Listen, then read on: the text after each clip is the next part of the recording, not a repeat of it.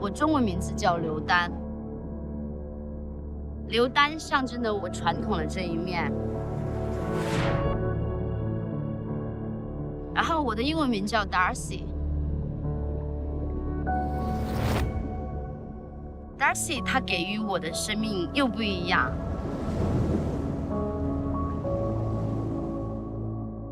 我可以追求人生自己的梦想。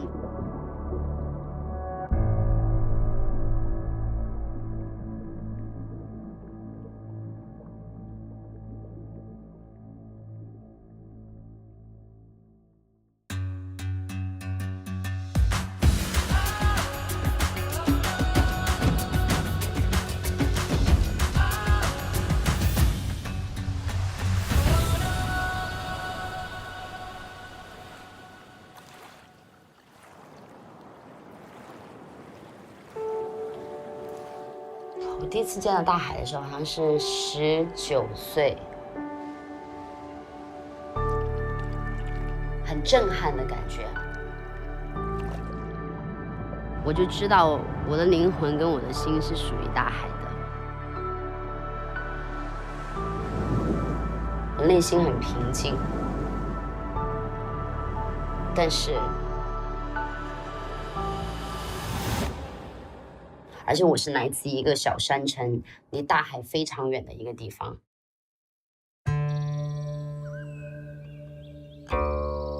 我是来自湖北恩施的，我妈妈也是，从小到大一直都生活在这个小城市，没有在大城市去生活过。然后在我们的环境中，我们不去学游泳。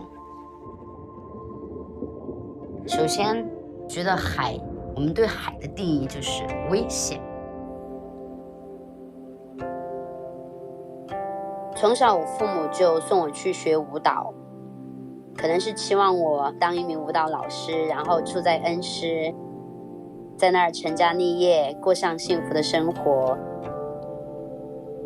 这是他们期待的我的未来发展是怎样子的。那不适合我，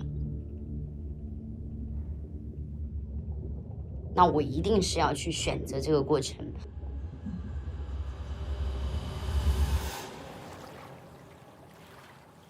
就打包了行李，就搬来了三亚。然后我又选择来海南三亚，也是因为来了三亚，我也冲浪。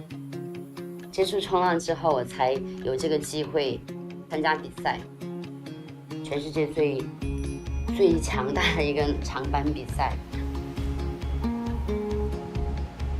因为这个比赛它是在海南这边举行的，所以当时他们有一个外卡，要邀请本地的外卡选手，所以他们要选择一个女子来参加这个比赛嘛，我就是唯一的一个选择在那边。而且跟我一起比赛的是，他就是上一届的世界冠军，然后我跟他在同一组比，那就根本不叫比赛，我跟他没有办法比。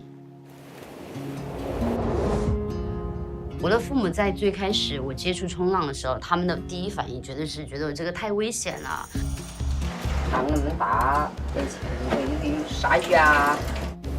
不管是我掉在水里面，我被海撞到，那个水呛到我鼻子里面，一切。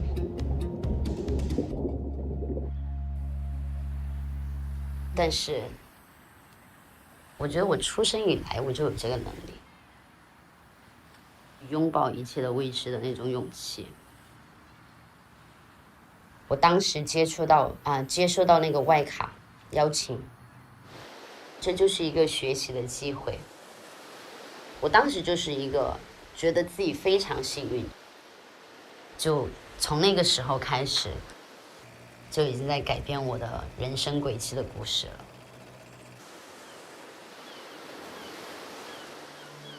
我冲浪4年之后，就成为了一名职业冲浪运动员。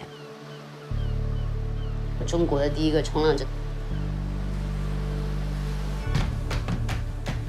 第一个把冲浪文化带来中国。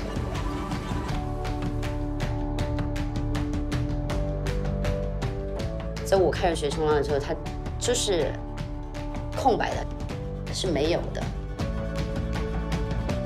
好，我们在最开始学冲浪的时候，第一是没有板的，像现在你在中国学冲浪，你在哪儿都可以租板。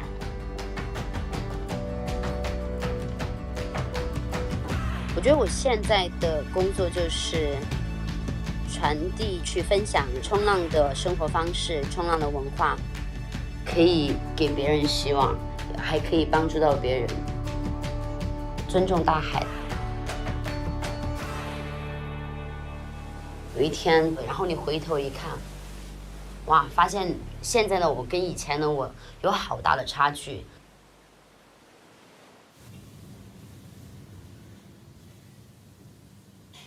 冲浪是有改变我跟我妈妈的关系的。等一下我们切完这个，吃完饭了，我们就去冲浪啊。好啊，教你冲浪。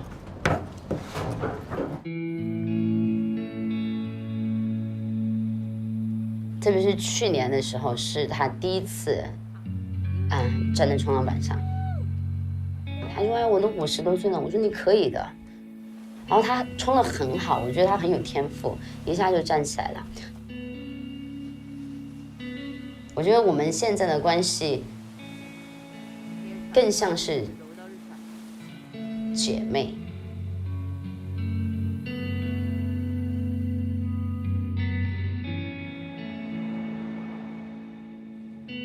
但是我很感恩，很感恩。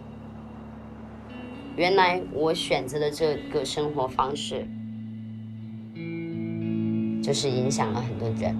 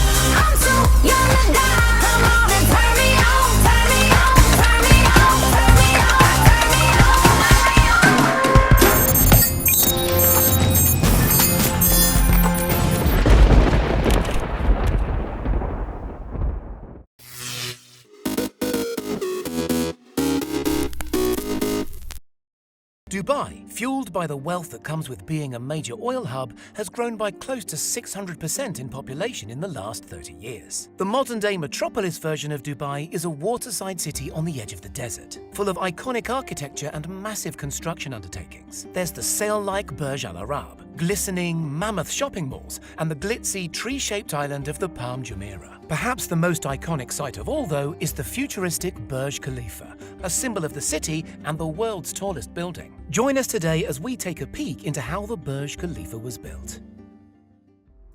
The Burj Khalifa towers over Dubai at an eye-bulging 823 meters tall, or a touch over half a mile above the spectacular fountain display that graces the space directly in front of the tower. Those fountains, incidentally, make use of water recovered from the tower's cooling systems, recycling 15 million gallons per year, or enough to fill 20 Olympic swimming pools. Like life in Dubai in general, the construction of the Burj Khalifa was fast, expensive, and groundbreaking. The development, from breaking the earth to surpassing Taiwanese building Taipei 101's previous record, took just 1,325 days to become the world's tallest building, or just over 3.5 years, starting with excavation in January 2004. The final opening took a little longer, with the official launch ceremony taking place in January 2010. The bill ran to approximately $1.5 billion, though that was never a major issue, given that much of the space inside the Burj Khalifa had been sold off-plan before construction even began. Intended as a centerpiece of the city, the plan for the Burj Khalifa started out with a competition between many of the world's foremost designers,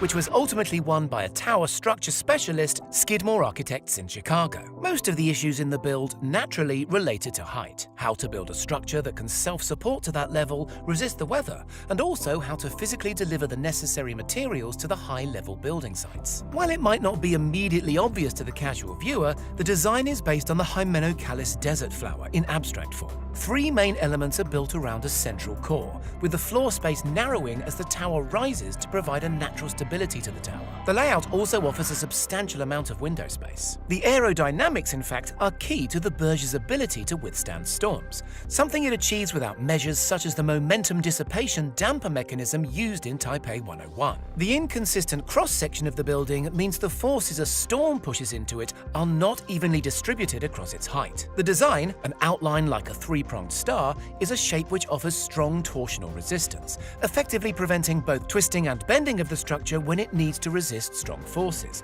as well as preventing the dangerous wave-like motion that can form in a more conventionally shaped structure. The gradual narrowing of the floors was carefully tested by computer, as well as through wind tunnels, so the elegant final shape stands out as a landmark, but also has a real functional design aimed at ensuring stability at such a height off the ground. The construction process was colossal. An estimated 22 million man-hours were put into the building, involving people of 100 nationalities and over 12,000 different staff in total. The completed Burj contains 39,000 tons of steel rebar and 330,000 tons of concrete. Laid end-to-end, the steel rebar in the structure alone would stretch a quarter of the way around the globe. 192 concrete bars dip into the earth to provide a foundation that dips to more than 50 meters below the ground. At the heart of the foundation is a 3.7-meter thick concrete mat, the structural base on which the whole structure is built. In total, over 45,000 square meters of concrete sit in the foundations of the Burj alone. An unlikely talking point during construction was the cranes. There were 3 of them, working around the clock and chunky enough to lift materials all the way up to the 156th floor of the building, a height of over 700 meters. Specific, careful plans even had to be put into place to bring the cranes back down, such was their bulk and scale. The pumping of concrete high up the building's core, which required 200 bars of pressure, was also an engineering feat never achieved before the Burj Khalifa. To put the scale of materials in context, simply applying the exterior cladding to the building required the work of around 300 engineers in addition to the construction crew, and broke several records in the process. The aluminium involved is equivalent to that used in 5 large Boeing jumbo jets. Internally, the layout of the elevators is something of a marvel too. The Burj uses 3 main sky floors, which act as hubs for the main elevators, allowing smaller local elevators to feed other floors from these centers. There is no single elevator that runs from top to bottom, but the central service elevator does rise over 500 meters, making it the highest single elevator rise in the world, again topping the former world's tallest building, Taipei 101. There are a massive 57 elevators in total within the Burj Khalifa. At the very peak of the Burj Khalifa is an iconic spire, a telescopic structure composed of over 4,000 tons of structural steel. This 200-meter structure was originally built within the confines of the tower and later lifted to its final position using hydraulics. The ongoing operation of the building is complex too. For plumbing and electrics, for example, a double-sized story every 30 or so floors provides space for the equipment needed to ensure the tower's basic functionality. These floors hold electrical substations, water tanks, pumps, and air handling units, with the pumping of water a particular issue due to both height and the humid desert environment. The significant amount of cooling required around the tower is in addition to the general use of water, and an entirely separate piping system was built internally to deal with that cooling liquid and condensation alone. 250,000 gallons of water are required daily to keep the Burj Khalifa functioning. At the time of construction, all this functional equipment was stored in the basement and lifted by night to the less glamorous but utterly necessary floors of the Burj using a combination of cranes, hoists, and the central service lifts. For the shiny symbol of a country, maintaining a shiny look is also important. After all, the customers paid for those views as well as the luxurious surroundings. To aid with this, the tower features telescopic, permanently positioned maintenance and window washing equipment for what we can only imagine is one of the most hair-raising jobs in the world. The entire facade is cleaned every 3 to 4 months. The Burj houses hotels, public viewing platforms, businesses, and some very plush private residences. It also includes lifestyle elements like fitness centers and pools to complement them. It can be said that the building has transformed into a community in its own right. 11 years after its opening, it still costs upwards of $100 simply to visit the top accessible floors of the Burj Khalifa and take in the view. Staying in the Giorgio Armani-designed hotel starts at about $700 for a standard double room, though that won't get you any higher than the 39th floor. You could try the world's highest nightclub on floor 144. Incredibly, plans are afoot to beat the Burj. India is already talking tentatively about an even taller 110-story structure in bustling Mumbai, while South Korea is also eyeing a possible rival. Oh, and that urban myth about a facility to add extra floors should the height of the Burj ever be surpassed? It's just that, a myth. But the Burj is iconic, a symbol of Dubai's prosperity and technological advancement. Do you think it was worth it? Tell us in the comments below, and don't forget to subscribe to discover more world wonders.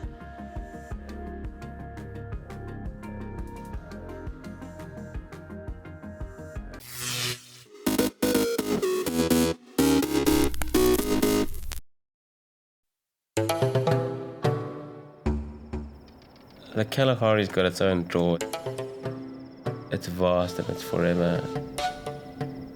You've just got to get into those sand dunes on your own, and there you're going to find a lot of solitude. It can seem like a place of massive emptiness, but you suddenly find 5, 6 different animal tracks right there. There's this huge amount of life, and when I'm on a filming project, I really like to try and live like the animals do so that I can experience the hardships that they're going through.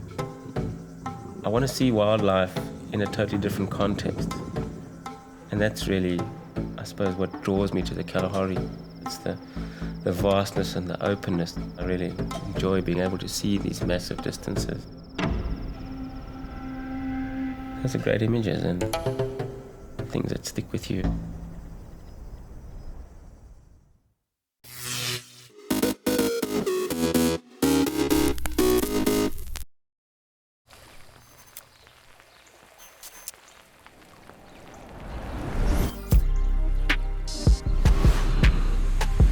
Introducing a QR-powered capsule supporting rising music artists.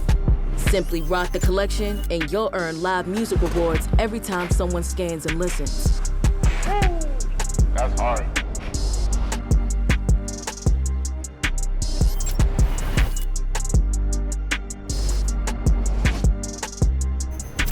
Shop the collection at namias.com/MLM.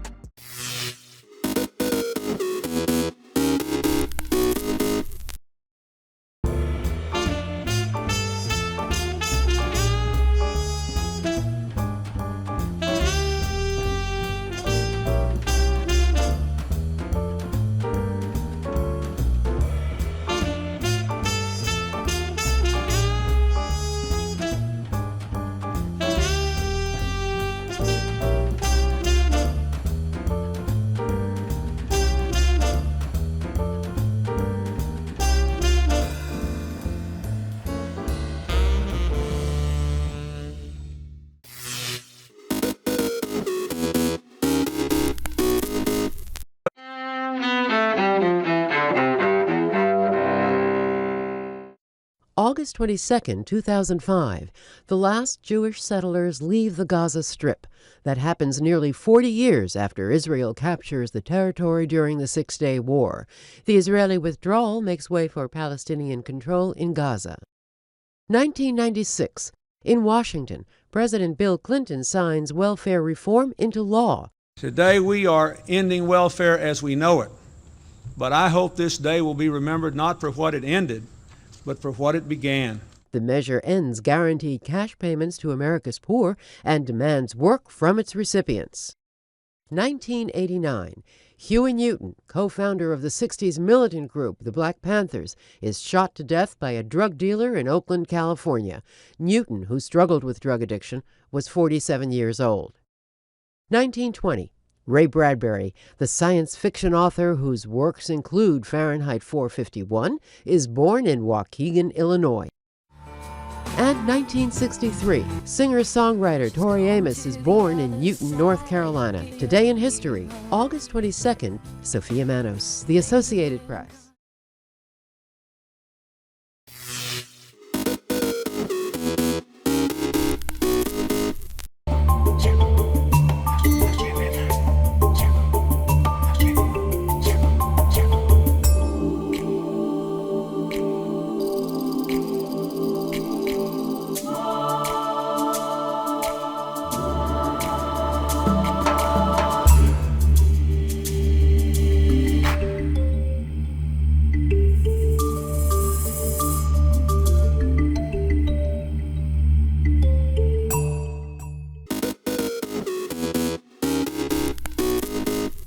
Welcome back in our studio, and in today's news,